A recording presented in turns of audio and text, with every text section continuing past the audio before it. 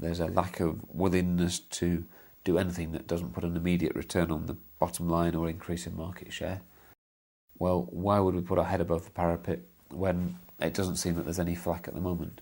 And until such time as you grasp that you're wasting a lot of product within your supply chain, that your inventory levels are too high, that your fossil fuel bill is vastly out of keeping with the resources that are available, until these issues come home to you and your fellow board members, you're not actually going to have a strategy for long-term survival.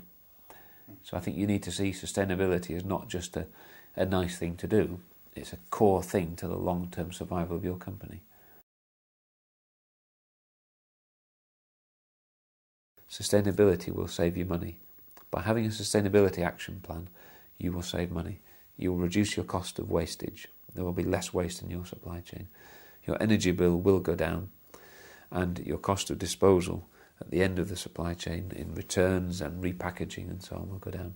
So you've got energy, water, waste and packaging cost reductions, which could add up to about 15% of your total cost of production. That's one of the benefits that I can offer from a sustainability action plan. Consultancy companies come and sometimes do things to organisations and then go away again. We are a business advisory organisation where we give advice, our value is based on our advice, our fees are based on the value we deliver, and the total value of the project is always about implementation and long-term success of the business. So we always embed thinking into working project teams within organisations. Every client we've ever worked with has been left with a working solution that they own, and we can come back and review it, and we work on steering groups with companies, but it's always an internal client project that's supported by the Weir team. One of the reasons that companies are reluctant to embark on their sustainability journey is it's just too huge. They just don't know where to start. And one of the services that our company provides through the benchmarking process is simplifying the complexity. That's so important, simplifying this huge complex issue of sustainability into what am I going to do this month, what am I doing next quarter, and what's my annual plan for the next 4 quarters.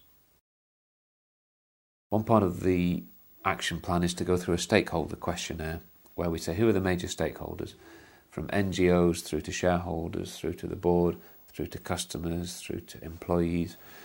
And when you touch on the customer one, that's a really important part of why are we doing this sustainability thinking, because our customers will be demanding something different in 2 years' time, and we need to be ready for that.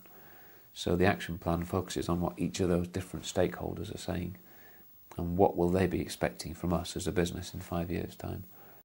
One of the great things that we bring to bear is some scenario planning that says, let's just blue sky this a bit. What happens if you do something very different in your market?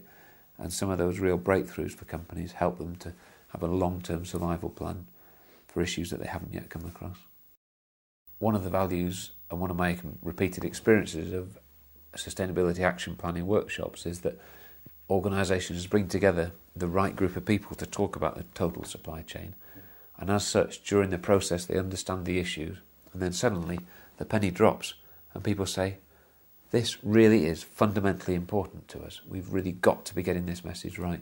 All the way from marketing through to product returns, disposal. Even the finance team realise how important their role is in making sure that the right resources are applied to this sustainability action. In every example, we involve the marketing teams and the customer awareness teams and the sales teams in saying, this is where we're going with sustainability. Is that what the market's demanding? The sustainability aspects wouldn't stand up on their own unless they can be converted into real customer value. Taking action is the most important thing about sustainability.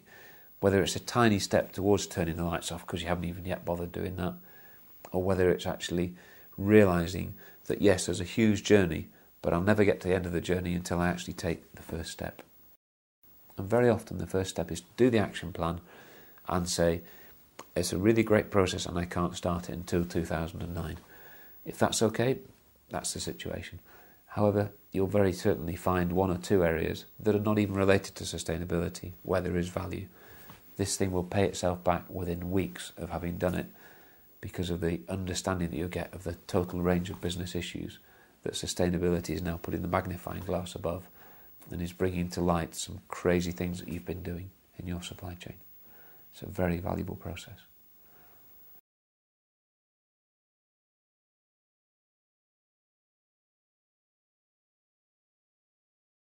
companies who are turning the lights off and having their computer screens not on standby and doing recycling the office paper and so on are doing something, and all praise to them for doing something. We take it a lot further. We actually look at the total supply chain, understand where the waste is. We have a structured plan for taking the waste out, reducing energy and reducing disposal costs, and we also turn the lights off.